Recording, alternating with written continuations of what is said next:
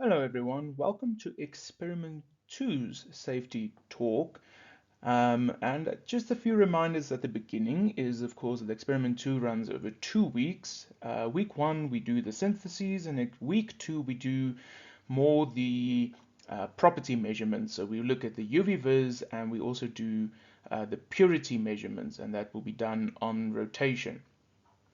Other reminders is that if you have any tables where there are question marks in your practical guides, that means that it's in general a place where you need to write in a measurement or something that you need to fill in yourself. And if you have something where there's a QR code, then of course you can scan it and you can watch the video as well. Or there's a clickable link that you can watch some additional content. All right.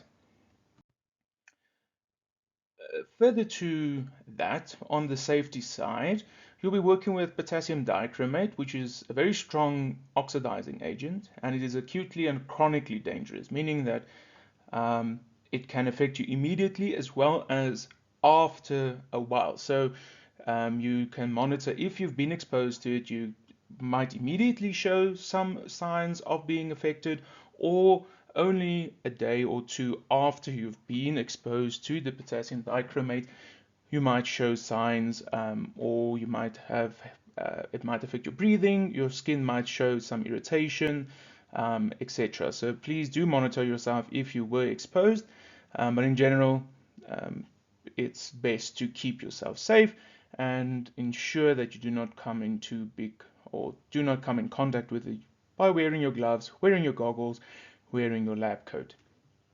Right, you'll also be working with diethyl ether. It's of course volatile and flammable, so once again, once you've dispensed your diethyl ether, ensure that whatever beaker you are or measuring cylinder you're transferring it from the dispensing fume hood, ensure that that is covered with either a watch glass or at least your glove, um, moving it from one fume hood to the other. It is to ensure that you do not inhale the fumes or that anything else happens. If spillage happens, ensure that you rinse yourself quickly. It is, of course, as always, an irritant to your skin and your eyes. Ethanol, main dangers here is to your liver, um, because I think we all know what the dangers of ethanol are. And the only other note is you'll also be working with acetone, but we provide you with two types of acetone. We provide you with CP acetone, um, or reagent grade acetone, and CP acetone. So the one is for washing your dishes, so to speak, so washing your glassware. That is the one provided on the bench top. And the other one is reagent grade acetone, so meaning that is for your reagent flask. Please do not use the one for the other. The reagent grade acetone is much more expensive, and please only use that for your reaction or your reaction flask or your synthesis. Please do not use the washing acetone for the synthesis, that introduces impurities, and vice versa. Please do not use the reagent grade acetone to wash your glassware, because that is just unnecessarily expensive and wasteful. So please ensure that you know the difference between the different acetone bottles provided for your use, and keep yourself safe. Please do not run around in the lab. Please do not spill anything unnecessarily on yourself.